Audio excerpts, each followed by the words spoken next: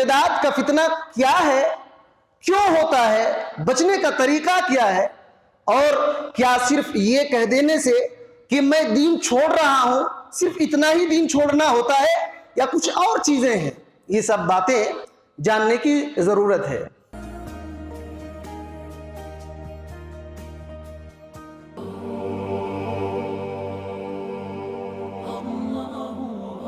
الحمدللہ وحدہ والصلاة والسلام علی نبینا محمد صلی اللہ علیہ وسلم وعلی آلہ وصحبہ اجمعین وبعد، فإن خیر الحدیث کتاب اللہ وخیر الہدی ہدی محمد صلی اللہ علیہ وسلم وشر الامور محدثاتها وکل محدثۃ بدعہ وکل بدعۃ ضلالہ وکل ضلالۃ فی النار۔ قال اللہ سبحانہ وتعالی ومن یرتدد منکم عن دینہ فیمت وہو کافر فاولئک حبطت اعمالہم فی الدنیا والآخرہ، او کما قال اللہ سبحانہ وتعالی وقال النبی صلی اللہ علیہ وسلم من بدل دینہ فاقتلوہ۔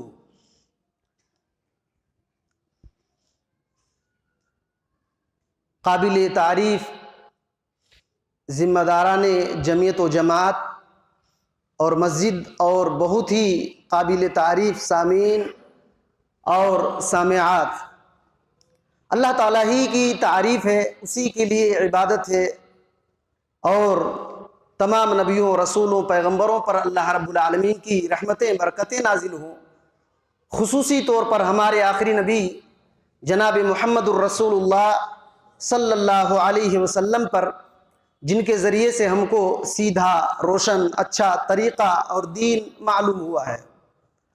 میرے بھائی اور بزرگوں، دوستو، آج جو میں دو چار باتیں آپ کو بتانا چاہوں گا فتنہ ارتداد کے تعلق سے، اس عنوان کا تعلق عقیدے سے ہے، اس عنوان کا تعلق عقیدے سے ہے، اور اس دور میں یہ جو ارتداد کا مسئلہ ہے بڑا زور اور شور سے پھیل رہا ہے، اور بہت سارے لوگ دین کو چھوڑ رہے ہیں، اسلام پر نکتہ چینی کر رہے ہیں، اور اسلام پر شک شبہ کر رہے ہیں، اور نبیوں رسولوں پیغمبروں کو برا بھلا کہہ رہے ہیں، یہاں تک کہ اللہ رب العالمین پر بھی زبان درازی کر رہے ہیں۔ اسی وجہ سے اس مسئلے کو، اور ارتداد کا فتنہ کیا ہے، کیوں ہوتا ہے، بچنے کا طریقہ کیا ہے، اور کیا صرف یہ کہہ دینے سے کہ میں دین چھوڑ رہا ہوں، صرف اتنا ہی دین چھوڑنا ہوتا ہے یا کچھ اور چیزیں ہیں؟ یہ سب باتیں جاننے کی ضرورت ہے۔ تو سب سے پہلے ہم دیکھتے ہیں کہ ارتداد کس کو کہتے ہیں۔ دیکھیے، عربی کا لفظ ہے الارتداد، اور اس کو الردہ بھی کہا جاتا ہے۔ لغت میں، ڈکشنری میں اس کا معنی الرجوع ہوتا ہے، یعنی لوٹنا، پلٹ جانا۔ ردت کا معنی الرجوع، پلٹ جانا، اور شریعت کی اصطلاح میں، فقہ کی اصطلاح میں ردت کہتے ہیں الکفر بعد الاسلام، کہ اسلام لانے کے بعد پھر سے کفر میں چلے جانا، اسلام لانے کے بعد پھر کفر میں چلے جانا، یہ ارتداد کہلاتا ہے، یہ ارتداد کہلاتا ہے۔ اگر کوئی آدمی عیسائی ہے، یہودی بن گیا، وہ ارتداد نہیں ہے۔ اگر کوئی یہودی تھا، عیسائی بن گیا، اور کوئی ہندو ہو گیا، کوئی دوسرا دھرم قبول کر لیا، وہ ارتداد نہیں ہے۔ مسلمان آدمی اپنی اسلام کو چھوڑ دے، یہ ارتداد ہے، کیونکہ دین اللہ تعالیٰ کے نزدیک صرف اسلام ہے۔ ان الدین عند اللہ الاسلام، کہ اللہ رب العالمین کے نزدیک دین صرف اسلام ہے، تو اسلام کو چھوڑنا یہ ارتداد ہے۔ کوئی کسی دوسرے مذہب کو چھوڑ دے، دین کو چھوڑ دے، وہ ارتداد نہیں ہوا کرتا۔ تو یہ ارتداد کا معنی اور مفہوم ذہن میں رکھیں۔ اس کے بعد دیکھیں، آگے بڑھتے ہیں کہ قرآن مجید میں ایسے آدمی کے بارے میں کیا اللہ تعالیٰ نے کہا ہے جو ارتداد کرتا ہے، جو اپنے دین کو چھوڑ دیتا ہے، اسلام کو چھوڑتا ہے۔ اللہ تعالیٰ نے سورہ بقرہ کی آیت نمبر 217 کے اندر یہ فرمایا، وَمَن يَرْتَدِدْ مِنْكُمْ عَنْ دِينِهِ فَيَمُتْ وَهُوَ كَافِرٌ فَأُولَئِكَ حَبِطَتْ أَعْمَالُهُمْ فِي الدُّنْيَا وَالْآخِرَةِ۔ اللہ تعالیٰ فرماتا ہے کہ تم میں سے جو آدمی اپنے دین سے ارتداد کرے، یعنی اپنے دین کو چھوڑ دے، اسی حالت میں مر جائے، کفر کی حالت میں مر جائے، فَأُولَئِكَ حَبِطَتْ أَعْمَالُهُمْ فِي الدُّنْيَا وَالْآخِرَةِ، یہی وہ لوگ ہیں جن کے دنیاوی اعمال دنیا میں بھی برباد ہو گئے اور آخرت میں بھی برباد ہو جائیں گے۔ وَأُولَئِكَ أَصْحَابُ النَّارِ، یہی وہ لوگ جہنمی ہیں۔ معلوم کیا ہوا کہ شریعت اسلامیہ میں ارتداد کرنے والوں کا فیصلہ اللہ تعالیٰ نے یہ کیا ہے کہ اس کے اعمال برباد ہو جائیں گے، جتنے بھی نیکیاں کمایا ہو، حج کیا ہو اور جو بھی نمازیں پڑھی ہو، اگر دین کو چھوڑ دیتا ہے، اسی حالت میں مر جاتا ہے، تو اس کے ایک بھی اعمال قابل قبول نہیں ہوں گے، آخرت میں سب رائے گا اور ضائع اور برباد ہو جائیں گے، کسی قابل نہیں رہیں گے۔ تو معلوم یہ ہوا بڑا خطرناک یہ فتنہ ہے اور بڑے ڈرنے کی بات ہے، بڑی ڈرنے کی چیز ہے کہ ارتداد کہیں ہم نہ شکار ہو جائیں ارتداد کے۔ اللہ رب العالمین نے سورہ آل عمران کی آیت نمبر 86 سے لے کر آپ 90 تک پڑھیں، بلکہ اور اس سے آگے پڑھیں۔ اللہ تعالیٰ نے کیا فرمایا ہے؟ کیف یہدی اللہ، کیسے اللہ تعالیٰ ان لوگوں کو ہدایت دے سکتا ہے، کیسے ان لوگوں کو اللہ تعالیٰ ہدایت دے گا جو لوگ کیا کیے؟ ارتداد کیے ایمان لانے کے بعد۔ وَشَهِدُوا أَنَّ الرَّسُولَ حق، اور ان لوگوں نے گواہی بھی دیا تھا کہ رسول حق ہے۔ رسول کی گواہی دینے کے بعد، اسلام لانے کے بعد پھر دین کو چھوڑ دے، اللہ تعالیٰ ان کو کیسے ہدایت دے گا؟ اور پھر فرمایا اللہ رب العالمین نے آگے اسی آیت کریمہ کے اندر کہ واللہ لا یہدی القوم الظالمین، ان ظالموں کو اللہ تعالیٰ ہدایت نہیں دے گا۔ اولئک جزاؤہم ان علیہم لعنۃ اللہ والملائکۃ والناس اجمعین، یہی وہ لوگ ہیں جن پر اللہ تعالیٰ کی لعنت ہے، فرشتوں کی لعنت ہے، تمام لوگوں کی لعنت ہے۔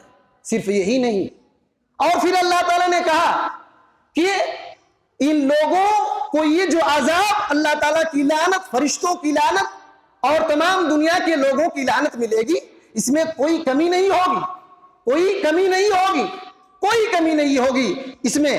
اور لیکن اگر جو آدمی ارتداد کیا، دین کو چھوڑ دیا، پھر شرمندہ ہوا، پھر اسلام قبول کر لیا، اللہ تعالیٰ نے کہا اِلَّا الَّذِينَ تَابُوا مِن بَعْدِ ذَلِكَ، مگر جو لوگ اس کے بعد پھر کیا کیے؟ توبہ کیے، احساس ہوا، پھر توبہ کر لیا، تو کیا ہوگا؟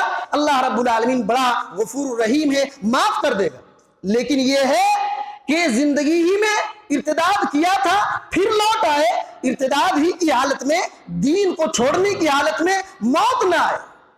اگر موت آ گئی اسی حالت میں، تب کیا ہوگا؟ اللہ رب العالمین نے اسی آیت کریمہ کے اندر 91 میں فرمایا ان الذین کفروا من بعد ایمانہم، جو لوگ کفر کیے اور مر گئے اسی حالت میں، تو اللہ تعالیٰ نے کیا فرمایا؟ فَلَن يُقْبَلَ مِنْ أَحَدِهِمْ مِلْءُ الْأَرْضِ ذَهَبًا، کہ اگر یہ قیامت کے دن زمین بھر کر کے سونا اللہ کو دیں فدیے میں جہنم سے بچنے کے لیے، اللہ تعالیٰ اس کو قبول نہیں کرے گا۔ اگر ارتداد کی حالت میں دین چھوڑ کر کے انتقال ہو گیا اور قیامت کے دن جہنم سے بچنے کے لیے زمین بھر سونا دینا چاہے گا اللہ رب العالمین کو کہ اللہ تعالیٰ مجھ کو چھوڑ دے، جہنم کی عذاب سے بچا لے، قبول نہیں ہوگا، قبول نہیں ہوگا۔ اللہ تعالیٰ کے نبی صلی اللہ علیہ وسلم نے اسی وجہ سے فرمایا، صحیح بخاری اور مسلم کی روایت ہے، الفاظ مسلم کے میں پڑھ رہا ہوں، اللہ کے نبی صلی اللہ علیہ وسلم نے فرمایا یقال للکافر یوم القیامہ، قیامت کے دن کافر کو کہا جائے گا، کافر آدمی سے یہ کہا جائے گا کہ اگر تمہارے پاس زمین بھر کر کے سونا ہو جائے تو تم کیا کرو گے؟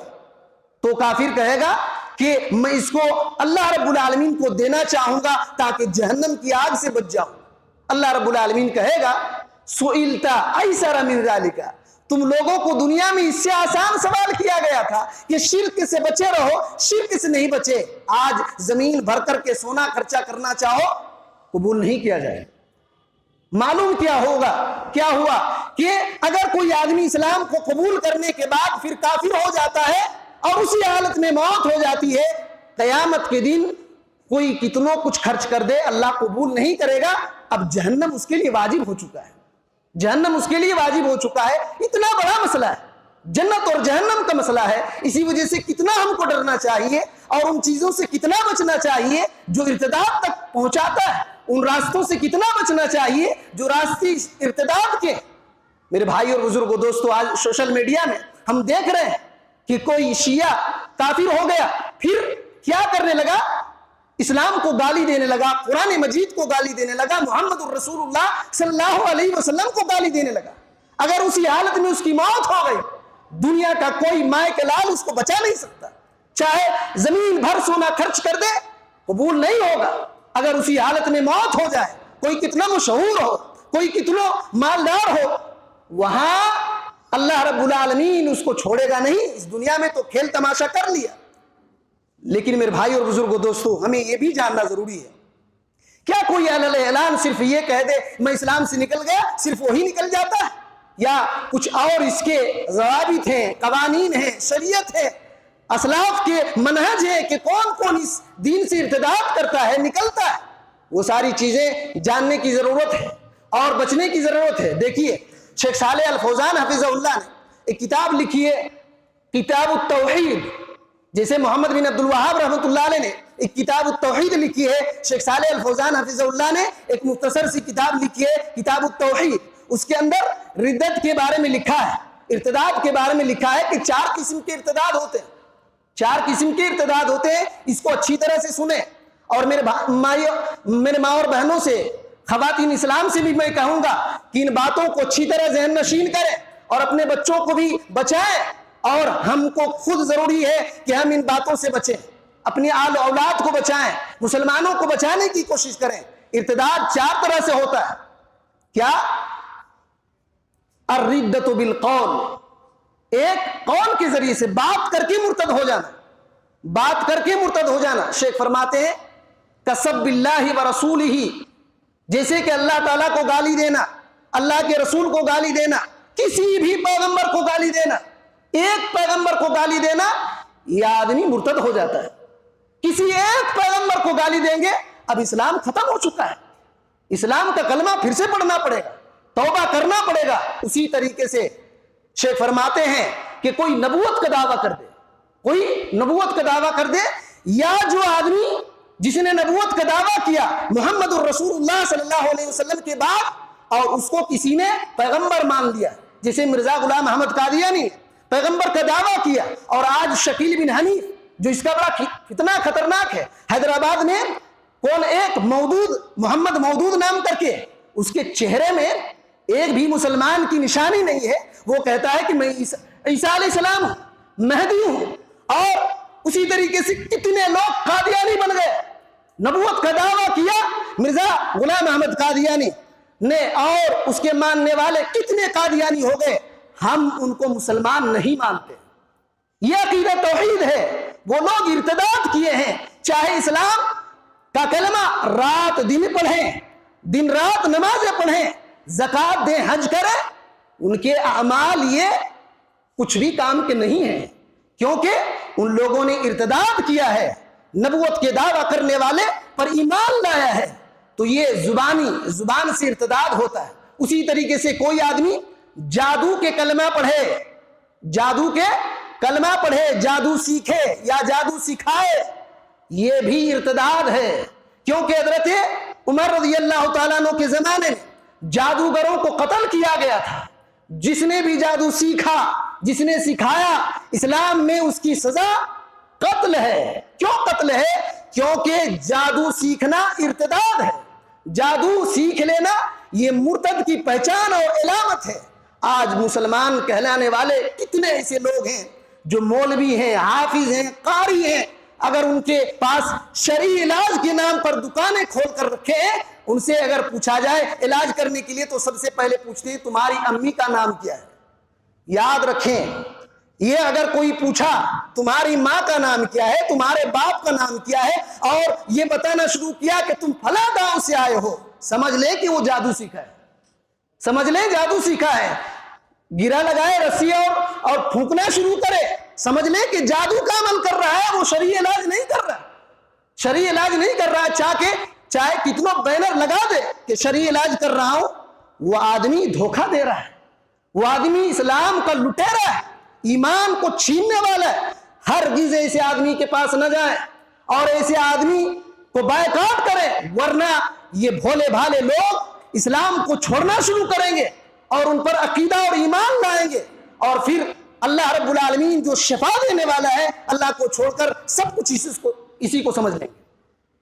تو یہ کلمہ ارتداد زبان سے بھی ہوتا ہے، اور دوسرا جو ہے الردۃ بالفعل، کام کر کے مرتد ہونا۔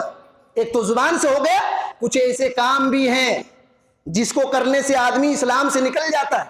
شیخ فرماتے ہیں کسجود للصنم والشجر والحجر، جیسے کہ کسی بت کو سجدہ کرنا، کسی بت کو سجدہ کرنا، زبان سے کہے نہ کہے سجدہ کر دیا، کسی جھاڑ کو سجدہ کر دیا، درخت کو سجدہ کیا، کسی پتھر کو سجدہ کر دیا، یا الذبح للقبور، قبر پر جا کر کے جانور چڑھا دیا۔ آج کتنے ایسے مولوی گھوم رہے ہیں جو کالی مرغی جا کر کے قبرستان میں کہتے ہیں کہ فلاں مزار پر جا کر کے کالی مرغی ذبح کرو۔ یاد رکھیں شرک اکبر ہے، شرک اکبر ہے، اور جا کر کے بکرے چڑھانے کے لیے کہتے ہیں یہ شرک اکبر ہے، اور جس نے شرک کیا اسی حالت میں موت ہو گئی، پھر اس کی بخشش نہیں ہوتی، اس کی بخشش نہیں ہوتی اگر اسی حالت میں مر گیا تو اسی وجہ سے یہ فعل ہیں، ایسے کام ہیں جس سے بندہ اسلام سے نکل جاتا ہے۔ اسی وجہ سے ہرگز ایسے کام نہ کرے۔ اسی طریقے سے ایک ہوتا ہے الردۃ بالاعتقاد، عقیدے کی ردت، عقیدے کی ردت کیا؟ الاعتقاد ان الشرک للہ، کوئی یہ عقیدہ رکھے کہ اللہ تعالیٰ کے ساتھ کسی کو شریک کرنا، شریک ٹھہرا لینا یہ جائز ہے، یاد رکھیں وہ مرتد ہو گیا۔ عقیدے کا تعلق، اعمال کا تعلق، زبان کا تعلق، یہ الگ الگ باتیں۔ عقیدے کا تعلق جو ہے یہ دکھائی نہیں دیتا، زبان سے بولتے ہیں تو سنائی دیتا ہے، اعمال دکھائی دیتا ہے، لیکن عقیدہ ہمارے دل میں ہوتا ہے۔ اگر کوئی عقیدہ رکھ لے کہ اللہ تعالیٰ کا شریک کرنا جائز ہے، یہ اعتقادی ردت ہے، اعتقاد عقیدہ ایسا بنا لیا کہ وہ اسلام سے نکل گیا۔ اسی طریقے سے شیخ فرماتے ہیں کسی نے اگر یہ عقیدہ رکھ لیا کہ شراب حلال ہے، شراب حلال ہے، زنا حلال ہے، اور روٹی جو ہے، روٹی جو کھاتے ہیں نا یہ روٹی حرام ہے، یہ بھی مرتد ہوا، کیونکہ اللہ تعالیٰ نے اس کو حلال کیا ہے، روٹی کو وہ حرام سمجھ رہا ہے، عقیدہ حرام کر رکھ رہا ہے۔ کس نے اس کو اجازت دیا حرام کرنے کی؟ اور زنا کو اللہ تعالیٰ نے حرام کیا ہے، سود کو حرام کیا ہے، کس نے اس کو اجازت دیا کہ وہ حلال کہہ دے؟ اگر کوئی یہ عقیدہ رکھتا ہے تو یہ اعتقادی ردت ہے۔ تو آج کتنے لوگ ایسا عقیدہ بنا لیتے ہیں، یاد رکھیں یہ اعتقادی ردت ہے، بہت خطرناک معاملہ ہے۔ اسی طریقے سے ایک ردت کا جو چوتھا یہ ہے، چوتھی قسم الردت بالشک، شک کے ذریعے سے مرتد ہو جانا۔ شک کے ذریعے سے مرتد کیسے ہونا؟ کوئی شک کر رہا ہے، پتہ نہیں محمد صلی اللہ علیہ وسلم ہندوستان کے پیغمبر تھے کہ نہیں تھے، صرف ہو سکتا ہے کہ سعودی عربیہ کے نبی تھے، پتہ نہیں یہ قرآن ہے کہ نہیں ہے۔ 26 آیتیں جو نکالنے کا مسئلہ ہوا، اس نے کتنے لوگوں کو شک شبے میں ڈال دیا۔ اگر کوئی یہ سمجھے پتہ نہیں یہ قرآن اللہ کی طرف سے نازل ہوا ہے کہ نہیں ہوا ہے، پتہ نہیں اللہ تعالیٰ ہے کہ نہیں ہے، شک جس نے دین کے اندر کر لیا، اور یہ بھی کہہ لیا کہ پتہ نہیں سود حلال ہے کہ نہیں ہے، حرام ہے کہ نہیں ہے، اس میں بھی شک کیا، تو شیخ صالح الفوزان حفظہ اللہ کہتے ہیں یہ شک کی بیماری یہ ارتداد تک پہنچاتی ہے۔ تو کتنا بڑا معاملہ ہے ارتداد کا۔ اسی طریقے سے اور دوسری کتابوں میں انہوں نے اور ایک چیز ذکر کیا جو فائدے کے لیے میں بتا دینا چاہوں گا، الردۃ بالترک، کہ کوئی چیز عمل کو چھوڑ کر کے بھی مرتد ہوتے ہیں۔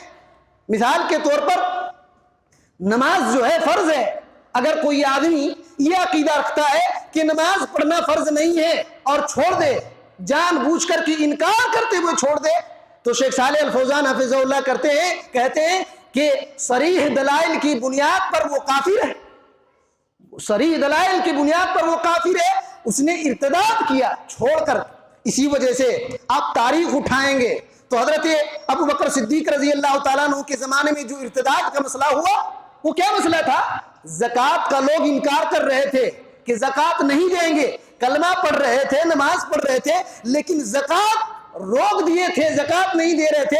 حضرت ابو بکر صدیق رضی اللہ تعالیٰ عنہ نے جنگ کا اعلان کر دیا اور لڑائی بھی کی، یہاں تک کہ آپ تاریخ اٹھائیں گے تو 11 فوج حضرت ابو بکر صدیق رضی اللہ تعالیٰ عنہ نے بھیجا تھا ان سے لڑائی کرنے کے لیے۔ اتنا ڈر اور خوف پیدا ہو گیا تھا کہ مدینے کے بچوں کو اور عورتوں کو قلعہ میں بند کر دیا گیا تھا اور مدینے کے راستوں پر فوج لگا دیے گئے تھے، کہیں مرتدین جو انکار کر رہے ہیں زکوٰۃ کے وہ ہم پر حملہ نہ کر دیں۔ تو یہ معاملہ ہے، جو کوئی آدمی اللہ تعالیٰ نے جس چیز کو فرض کیا ہے، واجب کیا ہے، جو شریعت میں اللہ تعالیٰ نے لاگو کر دیا ہے، کوئی اس کو چھوڑ رہا ہے انکار کرتے ہوئے، تو یہ ترک کا ارتداد ہے، چھوڑ کر کے مرتد ہو رہا ہے۔ یہ عقیدے کا بہت ہی خوفناک مسئلہ ہے۔ بہت سارے لوگ ان مسائل کو نہیں پڑھتے ہیں، نہیں پڑھاتے ہیں، نہیں سنتے ہیں، اسی وجہ سے زبان سے کفریہ کلمات ادا ہوتے ہیں۔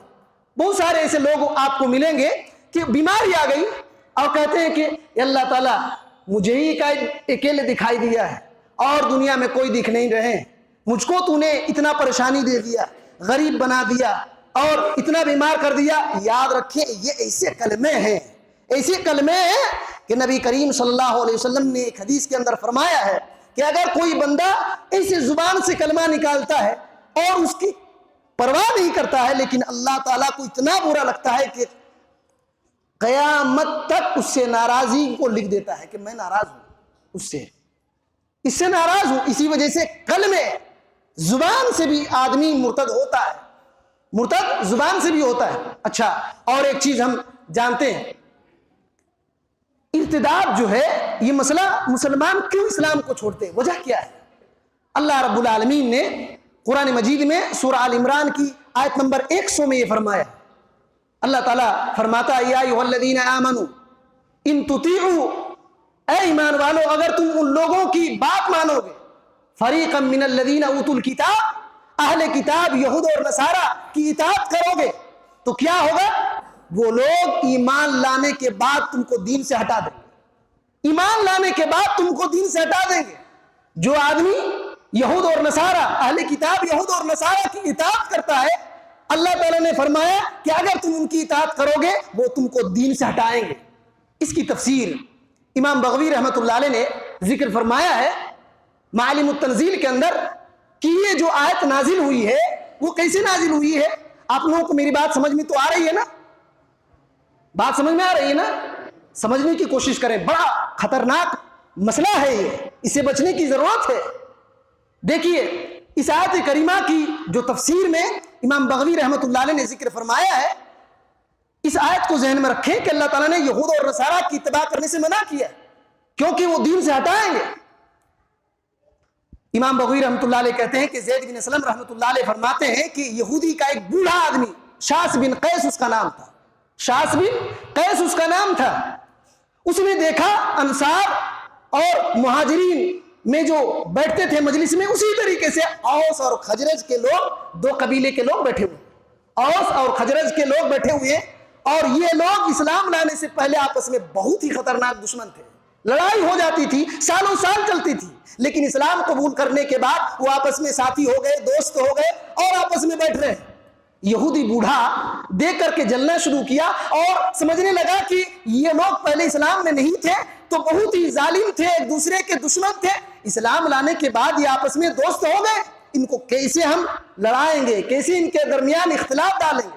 اس نے ایک یہودی نوجوان کو کہا کہ جاؤ اس مجلس میں بیٹھو اور ان کو چڑھاؤ اور کہو کہ زمانے جاہلیت میں تم اچھے تھے اور ادھر کہنا تم اچھے تھے، آپس میں لڑا دینا۔ وہ یہودی کا نوجوان جاتا ہے اور لڑا دیتا ہے، یہاں تک کہ اوس اور خزرج کے دونوں پارٹی ایک دوسرے کے خلاف ہو گئے، باتوں میں گالیاں دینا شروع کرے، یہاں تک کہ تلوار نکال لیے اور ہتھیار نکال لیے۔ نبی علیہ الصلوۃ والسلام کو معلوم ہوا، آپ صلی اللہ علیہ وسلم آئے اور کہا یا معاشر المسلمین، اے مسلمان کی جماعت، ابدع الجاہلیہ، تم لوگ زمانہ جاہلیت کی طرح دعویٰ کرنے لگے، اور حالانکہ میں تمہارے درمیان موجود ہوں۔ اللہ رب العالمین نے تم کو اسلام کے ذریعے سے عزت بخشا ہے، اور تم کیا کر رہے ہو؟ یہ لڑائی کر رہے ہو، کیا کر رہے ہو؟ ترجعون الی ما کنتم علیہ کفارا، اللہ اللہ، اللہ کے نبی صلی اللہ علیہ وسلم نے کہا اللہ اللہ، جس وقت تم لوگ کافر تھے اسی کی طرف پلٹ جانا چاہتے ہو کیا؟ اسی کی طرف پلٹ جانا چاہتے ہو؟ ذہن میں بات رکھیں، اللہ تعالیٰ نے کیا کہا؟ یہود اور نصارہ کی پیروی نہ کرو، یہ تم کو دین سے ہٹا دیں گے۔ یہودی نے کیا کیا؟ لڑا دیا۔ نبی علیہ الصلوۃ والسلام کیا کر رہے ہیں؟ کیا کہہ رہے ہیں؟ تم جس کفر میں تھے ادھر پلٹ جانا چاہتے ہو؟ نبی علیہ الصلوۃ والسلام کی بات ان کو لگ گئی، اور ان کو معلوم ہو گیا کہ شیطان نے ہم کو بہکا دیا ہے، اور آپس میں پھر کیا کیے؟ وہ آپس میں اٹھ کر کے رونا شروع کیے، اور ایک دوسرے گلے ملے ایک دوسرے کے۔ ثم انصرفوا مع رسول اللہ صلی اللہ علیہ وسلم، اللہ کے رسول صلی اللہ علیہ وسلم کے ساتھ جانے لگے، سامعین مطیعین، سننے لگے، اور آپ صلی اللہ علیہ وسلم کی اطاعت کرنے لگے۔ اسی وقت یہ آیت نازل ہوئی، اب غور کریں، اللہ تعالیٰ نے اسی وجہ سے کہا اے ایمان والو، اہل کتاب میں سے کسی جماعت کی تم اطاعت نہ کرو، یہ تم کو دین سے پھرا ڈالیں گے، یہ مرتد کر دیں گے، جیسے کہ وہاں اختلاف ڈال دیا۔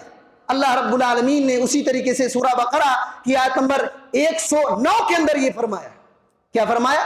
وَدَّ كَثِيرٌ مِّنْ أَهْلِ الْكِتَابِ لَوْ يَرُدُّونَكُم مِّن بَعْدِ دِينِكُمْ كُفَّارًا حَسَدًا مِّنْ عِندِ أَنفُسِهِمْ۔ اللہ تعالیٰ نے فرمایا کہ یہ اہل کتاب کیا چاہتے ہیں کہ تم کو تمہارے دین سے ایمان لانے کے بعد پھیر دیں، کفر میں دھکیل دیں۔ کیوں؟ حسدا من عند انفسہم، ان کے دلوں میں تمہارے خلاف حسد ہے، ان کے دلوں میں تمہارے خلاف حسد ہے، اس وجہ سے چاہتے ہیں کہ تم کو دین سے ہٹا دیں۔ یہ آیت کب نازل ہوئی؟ امام بغوی رحمۃ اللہ علیہ نے اپنی تفسیر کے اندر لکھا ہے کہ یہ یہودیوں کی ایک جماعت کے بارے میں نازل ہوئی۔ یہودیوں کی ایک جماعت نے جنگ احد کے بعد، جنگ احد کو ذہن میں لائیں، جنگ احد میں مسلمانوں کو بہت نقصان ہوا تھا، 70 لوگ شہید ہو گئے تھے، بڑے بڑے صحابہ کرام۔ تو یہودیوں کی ایک جماعت نے کیا کہا؟ حضرت حذیفہ بن الیمان رضی اللہ تعالیٰ عنہ سے اور حضرت عمار بن یاسر رضی اللہ تعالیٰ عنہ سے کہا کہ اے حذیفہ بن الیمان اور عمار بن یاسر، تم لوگ ہمارے دین کو قبول کر لو، کیونکہ اگر تم حق پر ہوتے تو تم جنگ احد میں ہارتے نہیں، تم کو نقصان نہیں ہوتا، اسی وجہ سے ہمارے دین کو قبول کر لو۔ حضرت عمار بن یاسر نے کہا میں اللہ کے نبی صلی اللہ علیہ وسلم سے وعدہ کیا ہوں کہ جب تک زندہ رہوں گا ان کے خلاف نہیں کروں گا۔ حضرت حذیفہ بن الیمان رضی اللہ تعالیٰ عنہ نے کہا کہ رضیت باللہ ربا وبمحمد نبیا وبالاسلام دینا وبالکعبۃ قبلۃ، کہ میں اللہ رب العالمین کو رب مان کر کے راضی ہو گیا، محمد صلی اللہ علیہ وسلم کو اپنا پیغمبر مان کر کے راضی ہو گیا، اسلام کو اپنا دین مان کر کے راضی ہو گیا، کعبہ کو قبلہ مان کر کے راضی ہو گیا، وبالمسلمین اخوانا، اور مسلمانوں کو دوست اور بھائی سمجھ کر کے راضی ہو گیا۔ اب دین سے ہٹتا نہیں، تم جو کہہ رہے ہو کہ ہمارے دین میں آ جاؤ، ہم ہٹیں گے نہیں۔ اللہ کے نبی صلی اللہ علیہ وسلم کے پاس گئے اور پورا واقعہ بیان کیا۔ اس وقت اللہ کے نبی صلی اللہ علیہ وسلم نے کہا کہ تم لوگ اچھا کیے، اسی وقت یہ آیت نازل ہوتی ہے کہ اہل کتاب میں سے کچھ لوگ یہ چاہ رہے ہیں کہ تم کو دین سے ہٹا دیں ایمان لانے کے بعد۔ میرے بھائی اور بزرگوں، دوستو، ہم لوگ یہ سمجھ لیے ہیں کہ ہم اہل حدیث ہیں، ٹکٹ کٹا لیے، ٹرین میں چڑھیں نہ چڑھیں جنت تک پہنچ جائیں گے۔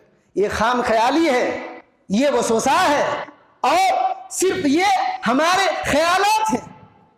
ٹرین میں اگر کوئی آدمی چڑھے نا تو اپنی منزل تک پہنچ جائے گا۔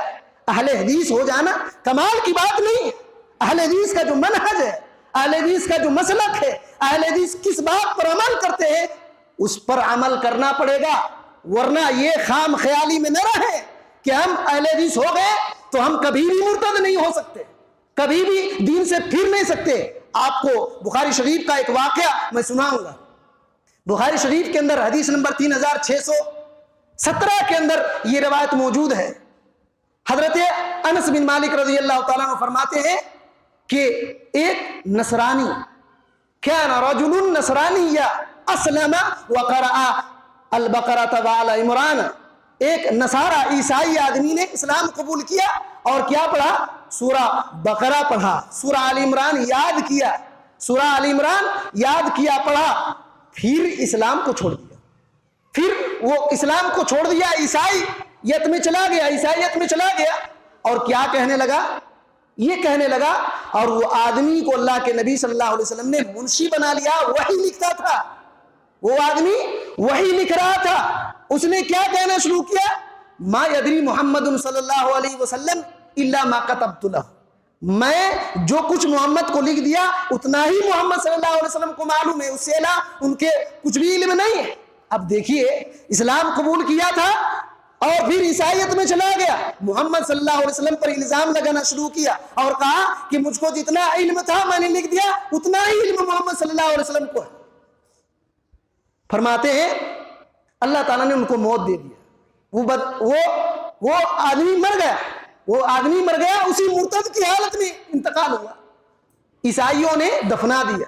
صحیح بخاری کی روایت ہے کہ عیسائیوں نے اس کو دفنا دیا، صبح ہوئی تو زمین نے اس کو اٹھا کر کے پھینک دیا، زمین نے اس کو اٹھا کر کے پھینک دیا، قبر اس کو قبول نہیں کی۔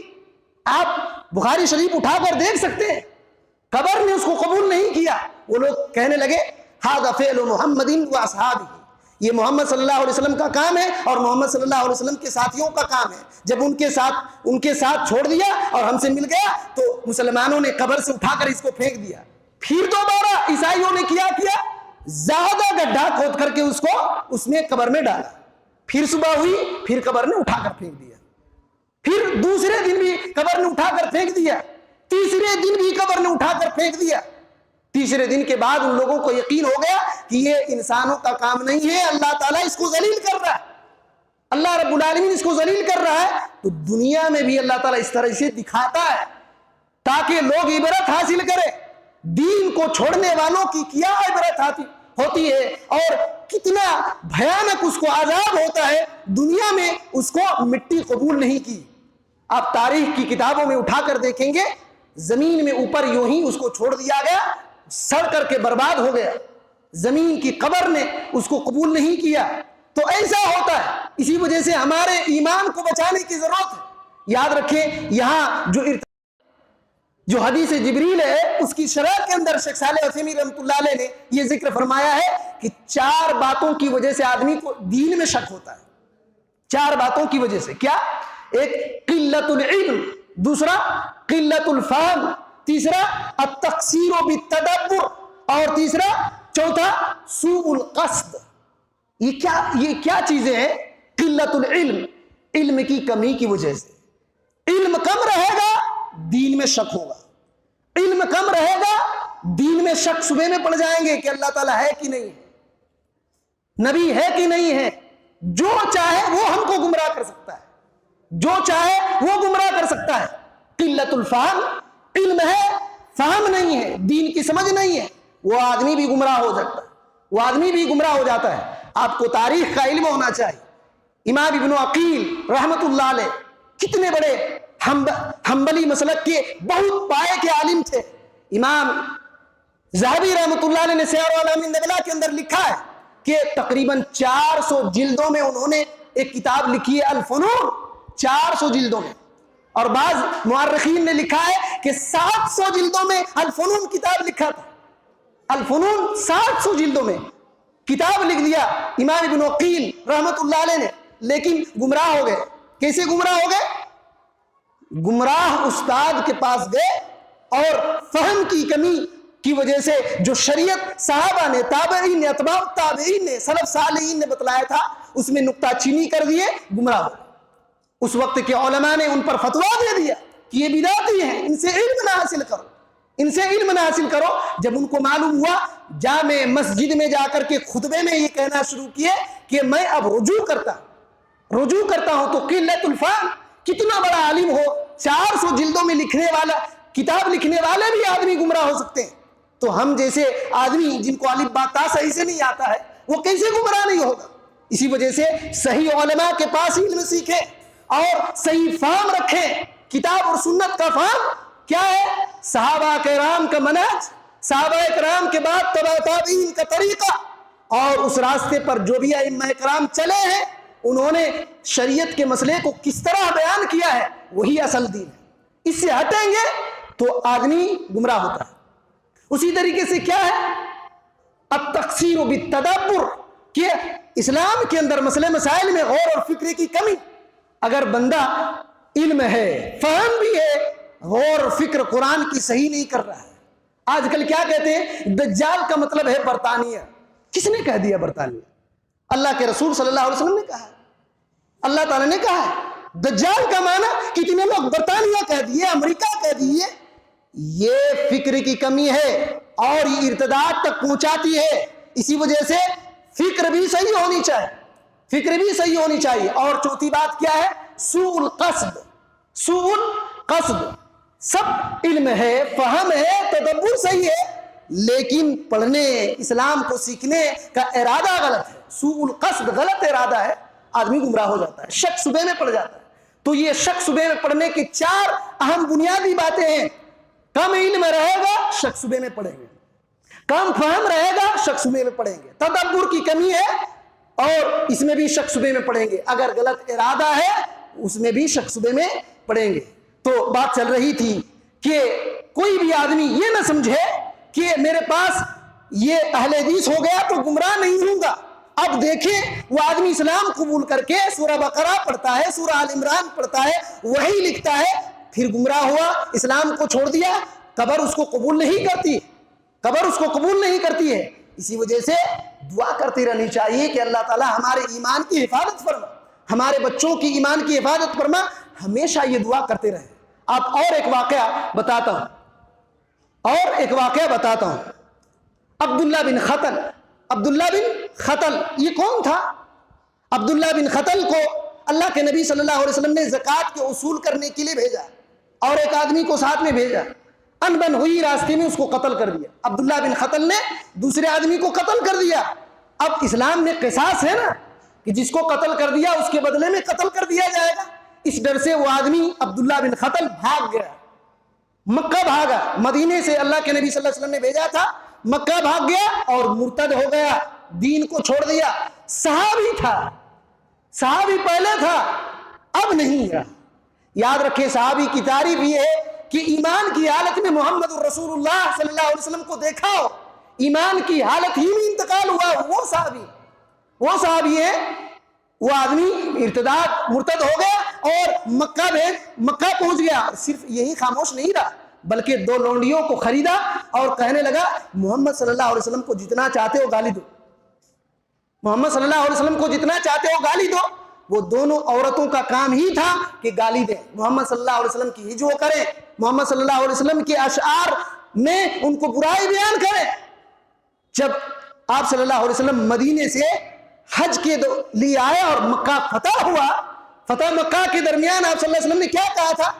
جو حرم میں داخل ہوا وہ محفوظ، اس کو قتل نہیں کیا جائے گا، جو ابو سفیان کے گھر میں چلا جائے اس کو قتل نہیں کیا جائے گا، پھر جو اسلام قبول کر لے قتل نہیں کیا جائے گا۔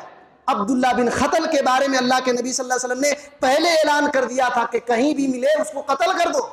عبداللہ بن خطل کے بارے میں یہ بات ہے، بخاری شریف کی روایت ہے، بخاری شریف کی حدیث نمبر 1846 کے اندر یہ روایت موجود ہے کہ اللہ کے نبی صلی اللہ علیہ وسلم جب فتح مکہ کے دن آئے، آپ صلی اللہ علیہ وسلم کے سر پر لوہے کی ٹوپی تھی، آپ نے اٹھایا تو ایک آدمی آیا اور کہا اے اللہ کے نبی صلی اللہ علیہ وسلم، عبداللہ بن خطل کعبہ کی پردے کو، کعبہ کی چادر کو پکڑ کر لٹک گیا ہے تاکہ قتل نہ ہو پائے۔ کیوں؟ اللہ کے نبی صلی اللہ علیہ وسلم نے اعلان کیا تھا کہ جو آدمی کعبہ میں داخل ہو گیا اس کو قتل نہیں کیا جائے گا۔ وہ قتل سے بچنے کے لیے کعبہ کے پردہ کو پکڑ لیا تھا۔ نبی علیہ الصلوۃ والسلام کو جا کر کے کہا گیا کہ عبداللہ بن خطل نے کعبے کے پردہ کو پکڑ لیا ہے۔ آپ صلی اللہ علیہ وسلم نے کہا اقتلوہ، قتل کر دو۔ وہ بندہ اسی حالت میں قتل کر دیا گیا۔ معلوم کیا ہوا کہ اللہ کے نبی صلی اللہ علیہ وسلم نے ارتداد کا فیصلہ قتل سے کیا ہے۔ بخاری شریف کی ایک حدیث ہے، حدیث نمبر 3017 کے اندر اللہ کے نبی صلی اللہ علیہ وسلم نے فرمایا من بدل دینہ فاقتلوہ، جس نے اپنا دین بدل لیا، اسلام کو چھوڑ دیا، اس کو قتل کر دو، اس کو قتل کر دو۔ اسلام نے سزا یہ سنایا قتل، میں ہندوستان کی بات نہیں کر رہا ہوں، ایسا نہیں کہ آپ اٹھ کر کے کسی کو قتل کرنا شروع کر دیں، اسلامی حکومت نہیں، ورنہ آپ ہی کو جیل میں ڈال دیا جائے۔ اسلام کا فیصلہ یہ ہے کہ اس آدمی کو قتل کر دیا جائے گا جو اسلام کو چھوڑ دیتا ہے۔ آپ اور ایک مثال دوں، طلیحہ الاسدی رضی اللہ تعالیٰ یہ 9 ہجری میں اسلام قبول کیے، 9 ہجری میں اسلام قبول کیے، نبی علیہ الصلوۃ والسلام کے پاس آئے، قبیلہ اسد، جس وقت 9 ہجری میں دور دور سے لوگ اللہ کے نبی صلی اللہ علیہ وسلم کے پاس آ رہے تھے، اسلام قبول کر رہے تھے، اسی میں سے طلیحہ الاسدی آئے، اسلام قبول کیے، گاؤں چلے گئے اور مرتد ہو گئے، اسلام کو چھوڑ دیا۔ صرف اسلام چھوڑا نہیں، آپ اسود الغابہ اور امام ابن کثیر رحمۃ اللہ علیہ کے البدایہ والنہایہ پڑھیں، اٹھا کر دیکھیں، طلیحہ الاسدی نے نبوت کا دعویٰ بھی کیا۔ اب دیکھیں کیسے کون گمراہ ہوتا ہے، بات سمجھ میں آ رہی ہے؟ اسلام قبول نبی علیہ الصلوۃ والسلام کے پاس آ کر کے کرتا ہے اور پھر جا کر کے مرتد ہوتا ہے، دین کو چھوڑ دیتا ہے، نبوت کا دعویٰ بھی کیے، اور ایسا نہیں کہ نبوت کا دعویٰ کرنے کے بعد کوئی قبول ہی نہیں کیا۔ عیینہ بن حصن ان کی نبوت پر ایمان لائے، اسی وجہ سے حضرت خالد بن ولید رضی اللہ تعالیٰ عنہ نے عیینہ بن حصن کو پکڑ کر کے حضرت ابوبکر صدیق رضی اللہ تعالیٰ عنہ کے پاس مدینہ بھیجا کہ اس آدمی نے اب یہ طلیحہ پر ایمان لایا۔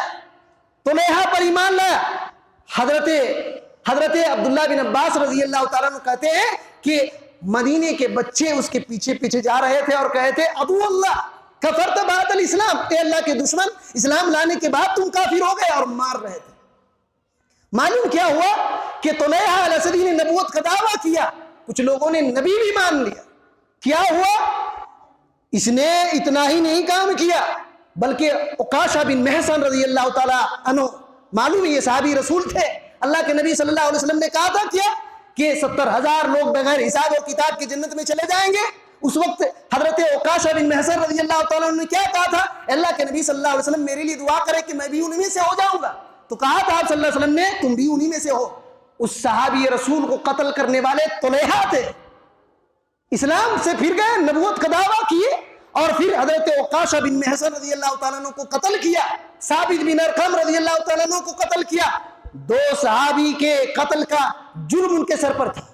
جب حضرت عمر رضی اللہ تعالیٰ عنہ سے ملاقات ہوئی، حضرت عمر رضی اللہ تعالیٰ عنہ نے کہا لا احبک یا طلیحہ، اے طلیحہ تم کو میں پسند نہیں کرتا، 2 اتنے صالحین کو تم نے قتل کیا ہے۔ تو طلیحہ الاسدی نے کیا کہا؟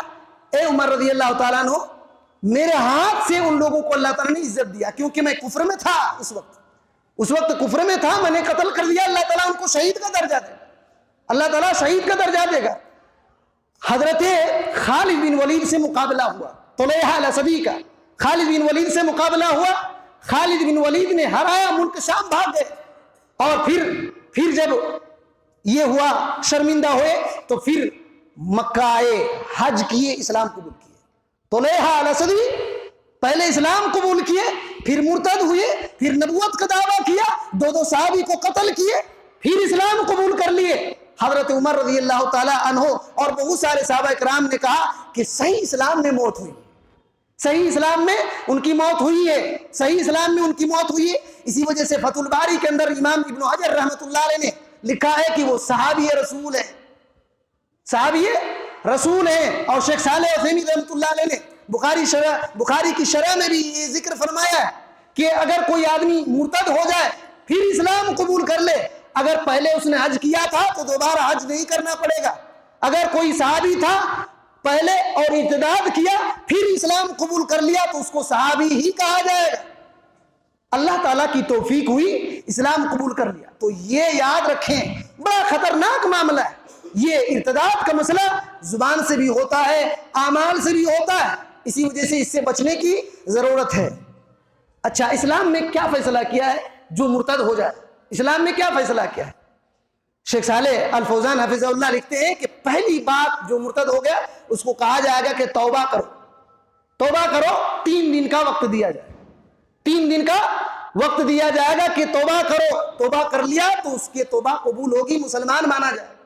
اگر اس نے توبہ نہیں کیا تو 3 دن کے بعد اس کو قتل کر دیا جائے۔ یہ اسلام کا فیصلہ ہے، اسلام کا فیصلہ ہے۔ دوسری بات کیا ہے؟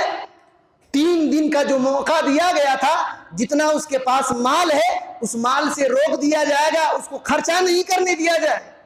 اگر وہ توبہ کر رہا ہے، اسلام میں آتا ہے، تو مال اسی کا ہوگا، ورنہ بیت المال میں جائے گا، ورنہ بیت المال میں جائے گا۔ اور چوتھی بات ذکر فرماتے ہیں کہ اب اگر ارتداد کی حالت میں مر گیا، مرتد کی حالت میں قتل کر دیا گیا یا مر گیا، تو یہ آدمی اب کسی کو وارث نہیں بنا سکتا۔ اگر اس کا مال تھا، اس کے بچے اس کے مال کو نہیں لے سکتے، کیونکہ بخاری شریف کی حدیث ہے، مسلم شریف کی حدیث ہے، لا یرث المسلم الکافر، مسلمان کافر کا وارث نہیں ہوتا، ولا یرث الکافر المسلم، اور کوئی کافر مسلمان کا وارث نہیں اور مسلمان کافر کا وارث نہیں۔ اگر کوئی آدمی اسلام قبول کیا اور اس کے باپ کافر تھے، اب اس کے کفر کی حالت میں جو اس کا باپ ہے، اس کی وراثت ایسا نہیں کہ اس کو مل جائے۔ اگر کوئی آدمی کافر ہے اور کفر کی حالت میں مر گیا تو اس کے بچے کو اس کی وراثت نہیں ملتی، اتنا خطرناک اس کو نقصان ہوگا۔ اسی طریقے سے اور ایک آخری چیز انہوں نے ذکر کیا، اگر اسی حالت میں اس کی موت ہو جاتی ہے تو لا یغسل ولا یصلی، اس کو غسل بھی نہیں دیا جائے گا، اس کو غسل بھی نہیں دیا جائے گا، ولا یصلی علیہ، اس کی جنازے کی نماز بھی نہیں پڑھی جائے گی، اور اس کو مسلمان کے قبرستان میں دفنایا بھی نہیں جائے گا، کافروں کے قبرستان میں دفنایا جائے گا، کیونکہ اس نے کفری کی حالت میں انتقال کر گیا۔ اگر کافروں کی قبرستان میں دفنانا نہیں دے رہے تو کسی جنگل میں انگل میں اسے پھینک دیا جائے گا، مسلمانوں کی قبرستان میں نہیں دفن کیا جائے گا۔ اتنا بڑا مسئلہ ارتداد کا ہے، اتنا بڑا مسئلہ ارتداد کا ہے۔ آج کتنے لوگ مرتد ہو رہے ہیں، دین میں شک کر رہے ہیں اور شبہ کر رہے ہیں، دین کو چھوڑ رہے ہیں، اسلام پر نکتہ چینی کر رہے ہیں، قرآن کے بارے میں خلاف باتیں کر رہے ہیں، اللہ کو گالی دے رہے ہیں، پیغمبر کو گالی دے رہے ہیں۔ کتنے لوگ، یہ وجہ ہے نہ علمی صحیح عقیدہ، صحیح منہج نہ سیکھنے کی وجہ سے، اور اپنے بچوں کو صحیح تعلیم نہ دینے کی وجہ سے۔ وقت بہت زیادہ ہو گیا، ایک دو باتیں ہم بیان کر کے باتیں ختم کرتا ہوں۔ میرے بھائی اور بزرگوں، دوستو، یاد رکھیے، ہم کو ارتداد سے کون بچائے گا؟ ایک تو اللہ تعالیٰ کی توفیق سے بچیں گے، اور اللہ کے نبی صلی اللہ علیہ وسلم نے جو ہم کو طریقہ دیا ہے، ترکتکم علی البیضاء لیلھا کنہارھا، تم کو ایسے راستے پر چھوڑ کر کے جاتا ہوں جس کی راتیں بھی دن کی طرح اجالا ہے، اجالی راتیں دن کی طرح ہے، روشن ہے، اسی راستے کو پکڑ کر رکھنا۔ کتاب اللہ، سنت رسول کو پکڑ کر چلیں گے اور صحابہ کرام رضوان اللہ علیہم اجمعین کے طریقے پر چلیں گے تو پھر گمراہی سے بچ سکتے ہیں۔ اور اسی طریقے سے غلط سلط کتابیں نہ پڑھیں، غلط سلط کتابیں نہ پڑھیں اور الٹے سیدھے مقررین کی خطبے نہ سنیں۔ مثال کے طور پر جاوید احمد غامدی، اس نے کیا کیا کہ اسلام میں داڑھی ہے ہی نہیں، اسلام میں داڑھی کوئی چیز ہے ہی نہیں ہے، ایک تو یہ ایسے رواج ہے۔ جاوید احمد غامدی، آج کتنے نوجوان اس کے تقریر کو سن رہے ہیں اور کتنے لوگ مرتد ہو چکے ہیں اور گمراہ ہو چکے ہیں جاوید احمد غامدی کے خطبے کو سن کر کے۔ اس نے کہا کہ اصل میں حور عین کوئی چیز ہی نہیں ہے، دنیا کی عورتوں کی آنکھ بڑی کر دی جائے گی اور خوبصورت بنا دیا جائے گا۔ اسلام پر کتنے طرح سے اعتراض کیا۔ آج کتنے جو محمد مرزا، یہ جو شیعہ ہیں، اس کی تقریر کو سن کر کے کتنے لوگ نوجوان گمراہ ہو جا رہے ہیں۔ یہ سب گمراہی کے وجوہات ہیں، یہ گمراہی کے وجوہات ہیں۔ کتاب اللہ، سنت رسول اللہ اور سلف صالحین کے طریقے پر چلنا، صحیح علماء سے علم حاصل کرنا، ورنہ گمراہی کے راستے بہت تیزی کے ساتھ اس دنیا میں پھیل رہے ہیں۔ تو یہ بچنے کے راستے ہیں، اور اپنے بچوں کی حفاظت کریں۔ اللہ تعالیٰ نے کیا فرمایا؟ یا ایھا الذین آمنوا قوا انفسکم واہلیکم نارا، اے ایمان والو، تم خود بچو، اپنے اہل و عیال کو بھی بچاؤ جہنم کی آگ سے۔ یہ ذمہ داری ہے ایک باپ ہونے کی حیثیت سے۔ باپ ہونے کی حیثیت صرف یہی نہیں ہے کہ اس کو اتنا پڑھائیں کہ شادی کرنے کے پہلے ہی بلڈنگ ٹھوک دے، یہ ذمہ داری سے پہلی ذمہ داری ہے کہ اس کو عقیدہ توحید سکھائے، دین کی غیرت اس کے اندر داخل کرے، رسول اللہ صلی اللہ علیہ وسلم کی سنت کیا ہے بتلائے، ورنہ وہ دن قریب نہیں ہے. آپ قرآن مجید کی آیت آپ کو یاد ہونی چاہیے. اللہ تعالیٰ نے کیا فرمایا؟ لا اکراہ فی الدین، دین کے اندر زبردستی نہیں ہے.